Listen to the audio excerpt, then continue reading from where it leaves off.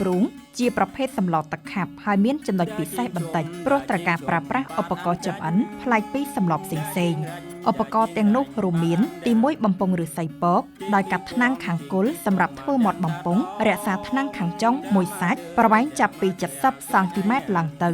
ទំហំមុខកាត់បំពង់ឫស្សីធំឬតូចអាស្រ័យទៅតាមចំណង់ចំណូលចិត្តទី2មែកឬកូនឈើមួយដើមមានទំហំមុខកាត់ប៉ុនកដៃមានបែកមែកជា2ជំពាមប្រវែង70សង់ទីម៉ែត្រដោយសម្រួចមុខឲ្យស្រួចសម្រាប់ដំបញ្ចូលទៅក្នុងដីដើម្បីបង្អែកបំពង់ឫស្សីទី3កូនឈើតូចឫស្សី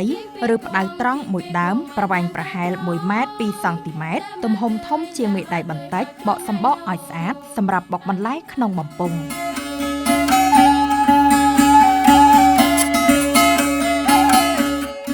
សម្លត្រាវព្រូងគ្រឿងផ្សំមានសាច់ឬស្បែកជ្រូកគោក្របីឬត្រីអំបិលប៊ីចេងប្រហុកស្ករសឬស្ករត្នោតខ្ទឹមសខ្ទឹមក្រហមផ្លែត្រាប់ពុតលំញងត្រាប់ក្រាមរមៀតឃ្លោកល្ហុងចុងផ្ដៅម្ទេសគល់ស្លឹកគ្រៃស្លឹកខ្ទឹមជីរណានិងជីលីងលាក់សូមបញ្ជាក់ការដាក់គ្រឿងផ្សំរសជាតិគឺអាស្រ័យទៅតាមតម្រូវការនិងការច្នៃប្រឌិតរបស់អ្នកចម្អិនជាមួយនឹងបរិមាណសម្លដែលយើងស្លរបៀបចម្អិនមុនពេលច្រកចូលបំពង់ឫស្សីបន្លែត្រាប់ពុតលំញងត្រាប់ក្រាមរមៀតឬត្រាប់ភ្លុនអុងភ្លុនបាស្រដៀងនឹងត្រាប់ស្រួយឃ្លោកនិងល្ហុងត្រូវចិតសម្បកចេញរួចចិតជាចំណិតចុងផ្ដៅត្រូវបកសម្បកចេញយកសាច់បណ្ដូលរួចកាត់ជាកង់ខ្លីៗបន្ទាប់មកលាងច្របល់ចូលគ្នា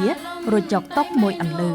សាច់ឬត្រីត្រូវអាំងឬដុតត្រីសាច់ឬស្បែកឲ្យឆ្អិនការរៀបចំភ្នក់ភ្លើងបង្កាត់ភ្នក់ភ្លើងរួចដំកូនឈើចំពាមសម្រាប់បង្អែកបំពង់ឫស្សីដើម្បីស្ល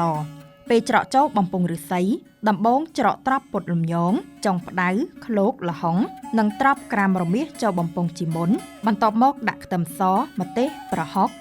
ត្រូវចិញ្ច្រាំឲ្យម៉ត់ច្រកចូលបំពង់រួចបង់អំបិលប៊ីចេងស្ករសឬស្ករត្នោតបន្ទាប់មកត្រូវយកសាច់ឬស្បែកជ្រូកគោក្របីត្រីដែលបានអាំងឬដុតចម្អិនរួចនិងហាន់ជាដុំជាចំណិតតូចៗល្មមច្រកចូលក្នុងបំពង់ត្រូវចាក់ទឹកចូលរហូតដល់ 40% នៃបំពង់ពេលយកបំពង់ឫស្សីទៅចម្អិនលើភ្នក់ភ្លើងយកបំពង់ប្រងទៅដាក់ផ្អែកឆ្អើរលើភ្នក់ភ្លើងរហូតដល់ពុះដោយរងចាំឲ្យបន្លែផុយរលួយបន្តិចទើបយកឈើបុកវាតិចៗរហូតដល់បន្លែម៉ត់ភ្លក់រសជាតិល្មមហើយរួចយកខ្ទឹមក្រហមស្លឹកខ្ទឹមជីរណានិងជីលីងលាក់បង់ចូលជាការស្រេច